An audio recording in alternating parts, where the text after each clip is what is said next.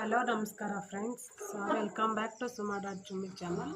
ಸ್ವಾಮಿ ವಿವೇಕಾನಂದರನ್ನು ಬದುಕು ಏನು ಸ್ವಾಮಿ ಎಂದು ಕೇಳಿದಾಗ, ಬದುಕಂದರೆ ಏನು ಸ್ವಾಮಿ ವಿವೇಕಾನಂದರೇ ಎಂದು ಕೇಳಿದಾಗ, ಸುತ್ತಮುತ್ತಲಿನ ಪರಿಸ್ಥಿತಿಗಳು ನಿನ್ನನ್ನು ತುಳಿಯಬೇಕು ಅಂತ ಕಾಯುವಾಗ ನೀನು ಅದನ್ನು ಎದುರಿಸಿ ನಿಲ್ತೀಯಲ್ಲ, ಅದೇ ಬದುಕು ಎಂದು ಜೀವನದ ಸೋಲು ಯುದ್ಧಗಳನ್ನು ಸವಿಸ್ತಾರವಾಗಿ ಎರಡು ವಾಕ್ಯದಲ್ಲಿ ಹೇಗೆ ಒಂದು ಅರ್ಥಗರ್ಭಿತವಾಗಿ ಒಂದು ವಿವೇಕಾನಂದ ಮಹಾಗುರುಗಳು ಹೇಳಿದರು ಅಲ್ಲವೇ ಸ್ನೇಹಿತರೆ. ನಿಜವಾದ ಪ್ರೀತಿಯು ಒಡೆತನವನ್ನು ಪ್ರತಿಪಾದಿಸುವುದಿಲ್ಲ, ಬದಲಾಗಿ ಸ್ವಾತಂತ್ರ್ಯವನ್ನು ನೀಡುತ್ತದೆ. ಇದು ರವೀಂದ್ರನಾಥ್ ಟ್ಯಾಗೋರ್ ಅವರ ವಾಣಿ.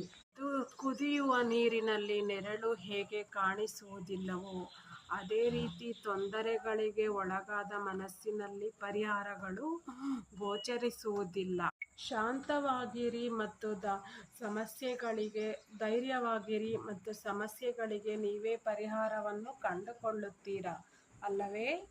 ಮತ್ತು ಅದೇ ಮನಸ್ಸನ್ನು ಹಾಳು ಮಾಡುವ ಜನರು ಮತ್ತು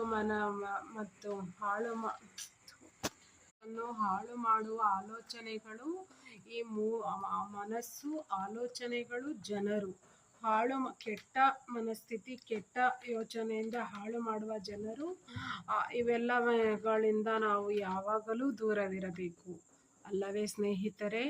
ಬಿದಿರೊಂದು ಬ್ರಹ್ಮದೇವನಿಗೆ ಪ್ರತ್ಯಕ್ಷವಾಗಿ ಕೇಳಿತಂತೆ, ಬೇಕಿತ್ತೆ ಈ ಭೂಲೋಕದಲ್ಲಿ ನನ್ನದೊಂದು ಪಾತ್ರ. ಹೂವಿಲ್ಲ, ಹಣ್ಣಿಲ್ಲ, ದಣಿದು ಬಂದವರಿಗೆ ನೆರಳು ಸಹ ನೀಡಲಾಗುತ್ತಿಲ್ಲ. ಬಿದಿರನ್ನು ಸೃಷ್ಟಿಸಿದ ಬ್ರಹ್ಮದೇವ ನಕ್ಕು ನುಡಿದನಂತೆ, ಏಕೆ ಸಾಧ್ಯವಿಲ್ಲ, ಮನಸ್ಸು ಮಾಡಿ ನೋಡೊಮ್ಮೆ ಎಂದು ಹೇಳಿತಂತೆ. ಬಿದಿರು ಹಠ ಹಿಡಿದು ಎತ್ತರಕ್ಕೆ ಬೆಳೆಯಿತಂತೆ. ಕೃಷ್ಣನ ಕೈಯಲ್ಲಿನ ಕೊಳಲಾಯಿತಂತೆ. ಮಕ್ಕಳು ಜೋಲಿ ಆಡುವ ತೂಗುವ ತೊಟ್ಟಿಲಾಯಿತಂತೆ. ಸುಮಂಗಲಿಯರಿಗೆ ಬಾಗಿನ ಕೊಡುವ ಮರವಾಯಿತಂತೆ. ಬಡವನ ನೆರವಿಗೆ ಗುಡಿಸಲಾಯಿತಂತೆ. ಬಟ್ಟೆ ಒಣಹಾಕಲು ಸೂಕ್ತವಾದ ಕೋಲಾಯಿತಂತೆ. ಏಕೆಂದರೆ ಸೇವೆಯ ಪ್ರತಿಫಲವನ್ನು ನೀಡುವವನು ಭಗವಂತನೇ ಹೊರತು ಮನುಷ್ಯನಲ್ಲ. ಸಂಬಂಧ ಒಂದು ಹೃದಯದಿಂದ ಕೂಡಿರಬೇಕೇ ಹೊರತು ಅವಶ್ಯಕತೆಗಲ್ಲ. ಕೆಸರು ನೀರಿನಿಂದ ಶುದ್ಧ ನೀರನ್ನು ತೆಗೆಯಲು